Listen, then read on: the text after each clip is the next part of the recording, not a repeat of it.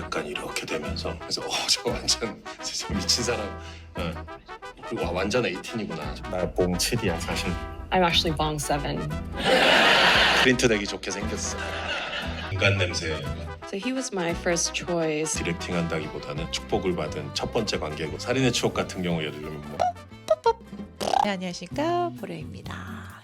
자, 오늘은 봉준호 감독님의 인터뷰를 살짝쿵 제가 모아봤습니다. 미키 세븐틴을 재밌게 봤어요. 여러분 보고 오세요. 근데 이 영상은 뭐 스포일러가 되거나 그러지 않아요. 트레일러를 보셨거나 기본적인 줄거리, 뭐 기본적인 이제 영화 소개 정도 알고 계신 분들께서는 이미 휴먼 프린팅이었어요. 그래서 일단 거기 그것 자체에 이제 좀 흥미를 느꼈는데 일반적인 클론이나 이렇게 복제 인간하고 좀 달라요. 진짜 이렇게 출력되는 거야. 그 종이에 이렇게 휴먼하고 프린팅이 이게 인간이 이렇게 출력되면 안 되잖아요. 근데 저는 또 사악하게 이불하게 이제 로버트 패틴슨을 계속 출력하고 싶었는데 Or Robert Pattinson's. 프린트 되기 좋게 생겼어. Because he looks so printable. Printable? I don't know. And I thought like, well, he's very printable. I'll take it as a compliment. 네. 미키 17 제목 자체에 이미 그 답이 있는 것 같습니다. 뭐 사실상 1인 2역인데 서로 다른 두 개의 나가 어떻게 쌍곡선을 그리면서 미키 17, 17이라는 거는 죽은 횟수 또는 다시 태어난 횟수를 말하는 건데 17번을 죽고 다시 태어나고 하면서 계속해서 점점 더 힘든 미션에 투입되는 이 사람의 극한 직업 상황 자체를 또 즐길 수 있는 SF 영화이기도 하고요. 그래서 이 영상은요, 봉준호 감독님께서 미키 세븐틴 영화에 대해서 풀이를 해주신다고 해야 될까요? 인터뷰를 하신 내용을 조금 제가 모아봤고요. 이런 부분들이 있구나 알고 가셔도 되게 재밌을 부분일 것 같고요. 또한 보고 오셨죠? 보고 왔잖아. 너무 재밌지 않아요?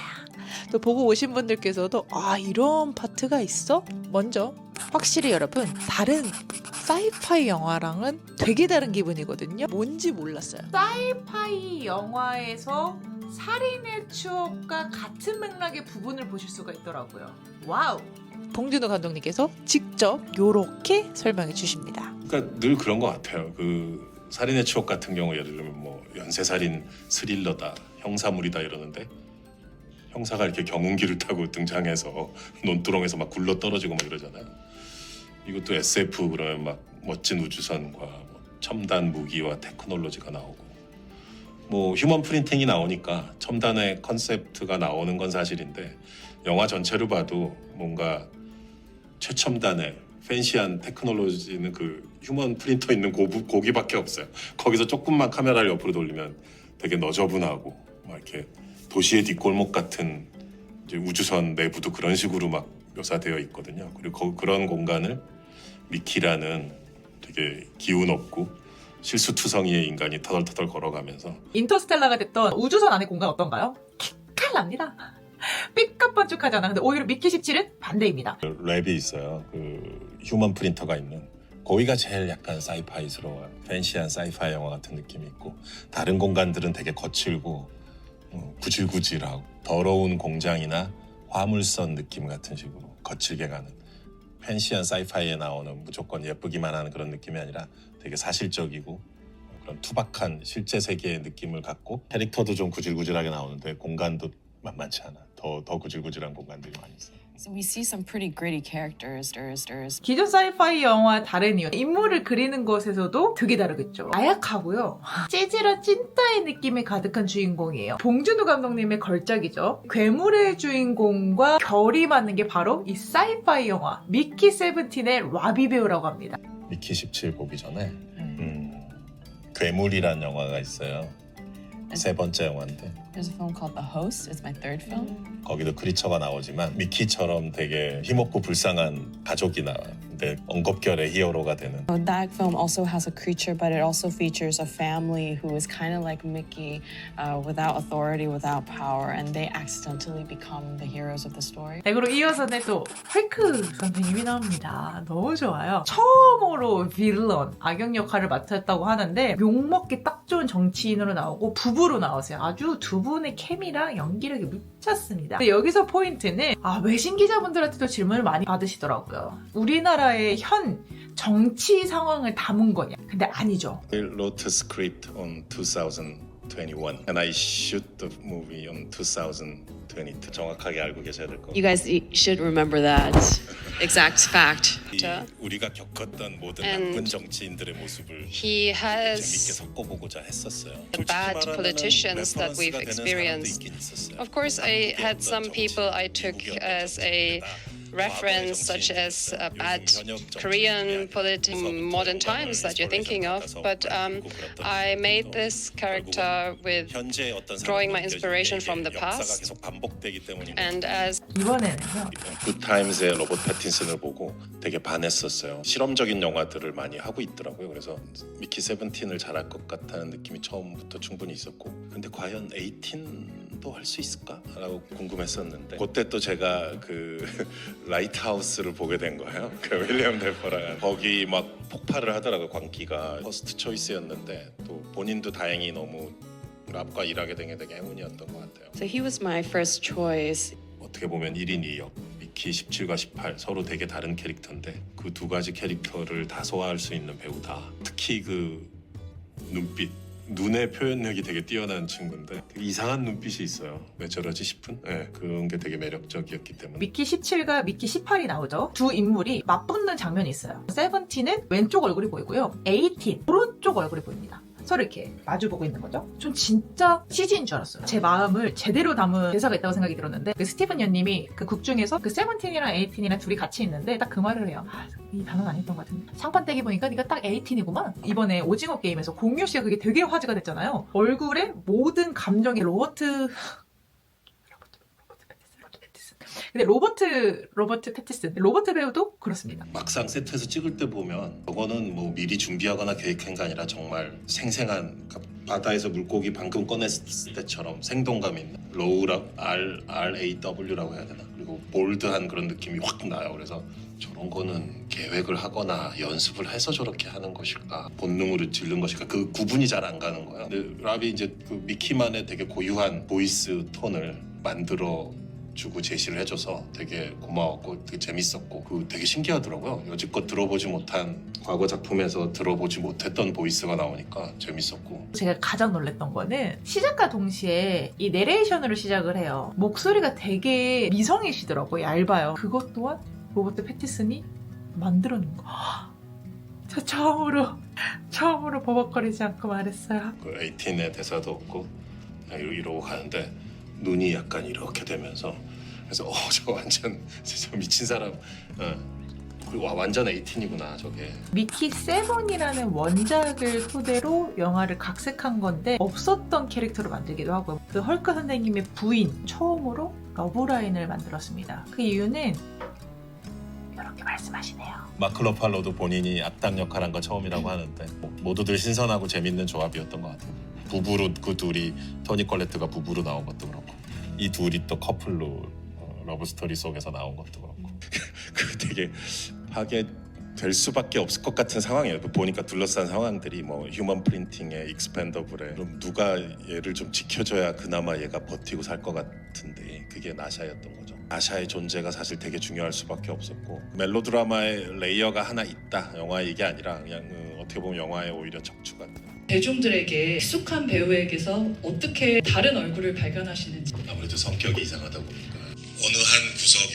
이제 뭔가가 다른, 그 사람의 이제 흔히 알려진 모습과 다른 모습이 보이면 거기에 이제 집착이 생깁니다. 왜 나에게 내가 뭘 잘못했어요? 뭐 약간 이런 느낌의 근데 나는 이 역할 하시면 너무 멋질 것 같다는 생각이 들었었고, 독재자들은 또 이상한 매력이 있어요. 이게 되게 위험한 매력인데 애교 같은 게 있거든요. 그게 사실 물론 위험한 거지만, 근데 마크가 그런 걸 되게 잘 해주리라고 봤고. 티모 스티븐 연 very strange 캐릭터.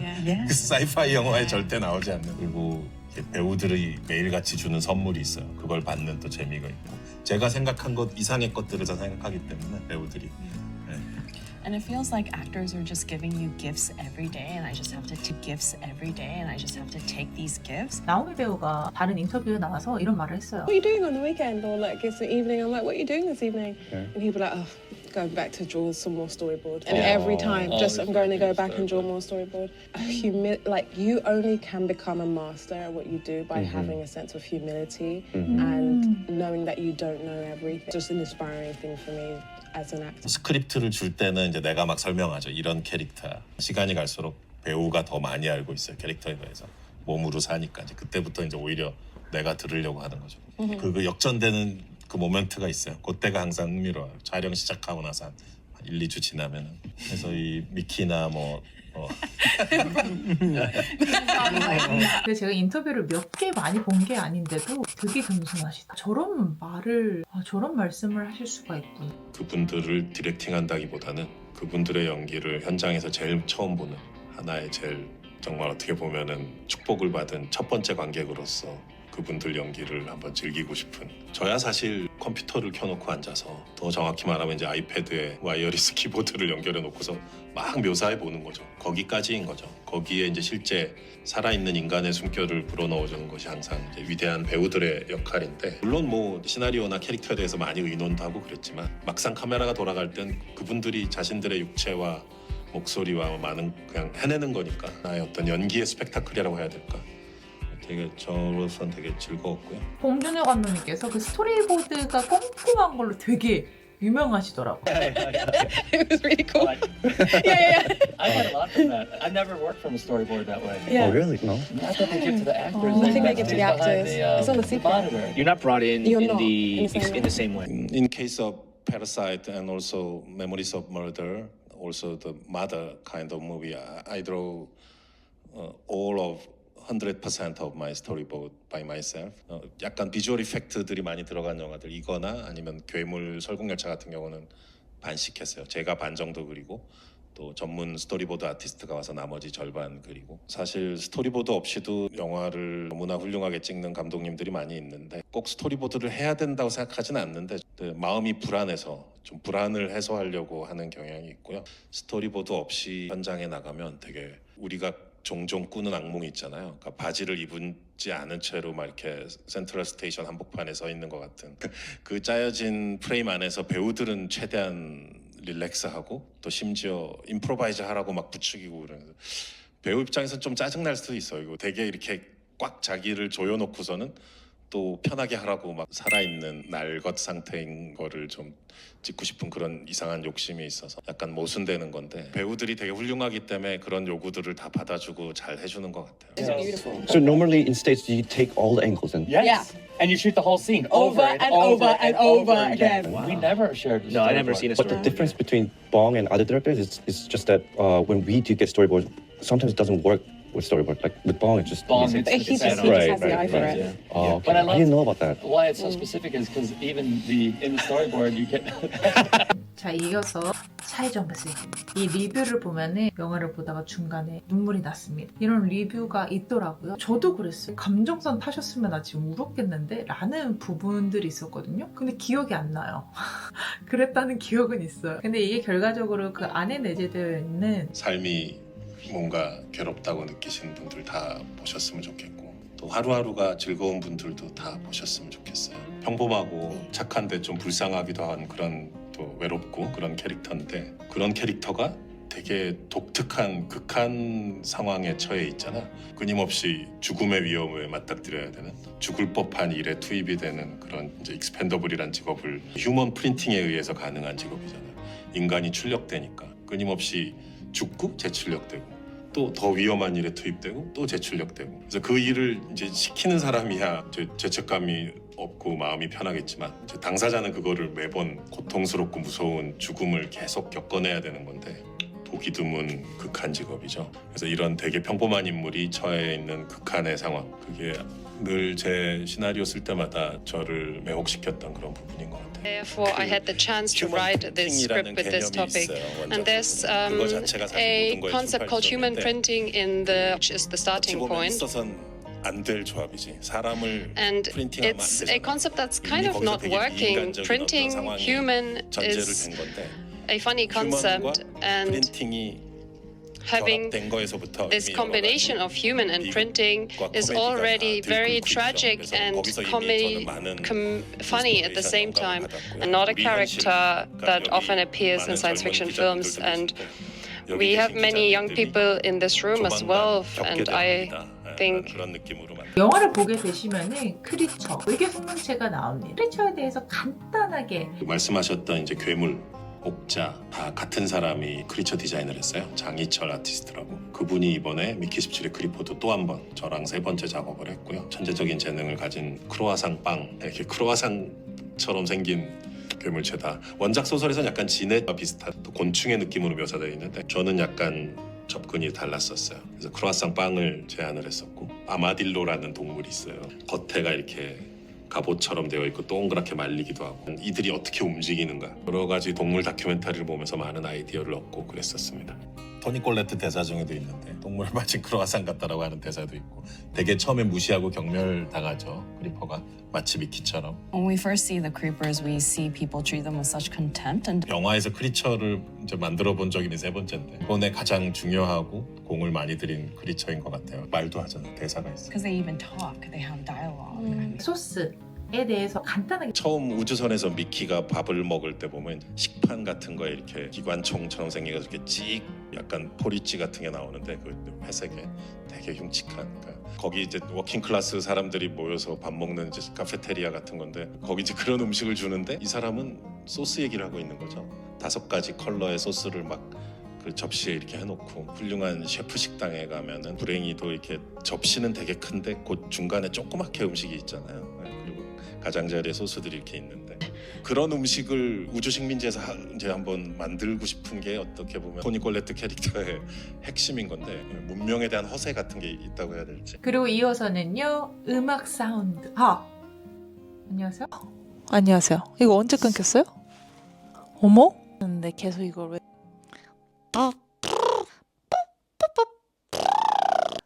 영화를 보신 분은 이게 무슨 부분인지 아실 겁니다. 되게 오묘하고 재밌더라고요. 언밸런스한데 되게 리드미컬한 그런. 굿윌 헌팅이라는 영화에서 Between the Bar라는 노래가 나와가지고 이게 뭐지? OST에서 들었다가 그때 가수 이름을 처음 알게 된 마디가 16번 반복되는 그 간주 부분이 있어요. 띠리리리리 띠리리리리 그 16번이 반복되는데 처음 들으면 거기서 약간 LP판 판 튀는 걸로 오해하는 분들도 있어요. 근데 그 부분을 어떤 영화의 어떤 상태에 넣고 싶은 생각이 옛날부터 있었거든요. 감독님의 귀여우신 부분들을 남길 거고요. 맨 마지막에 5초 20초도 이제 어떤 인터뷰에 대한 대답이신데 스포는 아니지만 굳이 아직 안 보셨다면 안 봐도 되시지 않을까. 제가 이제 미리 알려줄게요. 지금 나가지 마시고 여기까지 왔다면 조금만 더 달려갑시다. 그 화면이 넘어가기 전에는 제가 블랙 화면으로 알려드릴 겁니다. 후다닥 안 나가셔도 돼요. 한 5초 정도 시간 여유 드릴게요. 자 그러면은 이제 마지막 비하인드 사드리고요. 마이크가 지금 된 것에 대해서 굉장히 슬프긴 하지만 이 인터뷰가 중요하지 않겠습니까? 여러분 안녕. Why did you add 10 more Mickeys? 그 넘버가 사실 죽는 횟수를 말하는 거거든요. So I killed him 10 more times. He does die a lot. Would you want to be reprinted after you die? 물론 Of course. 따질 거 없이 다 제가 같이 데리고 살고 싶어요. Other 설거지에. moms. 예. You can do the dishes. You can do the laundry. You want to be reprinted while you're still alive, so you could have a bunch of you could have somebody else do this interview and I wouldn't know. That's how you interview the 나 봉 7이야 사실. I'm actually Bong 7.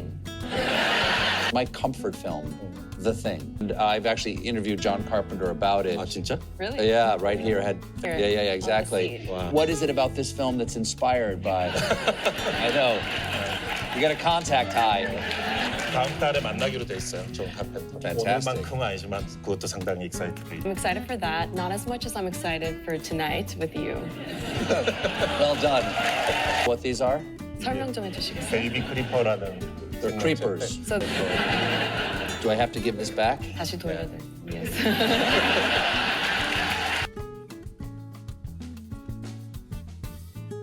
Especially the threesome-like scene was particularly striking. So, what kind of message of love did you want to convey through this film?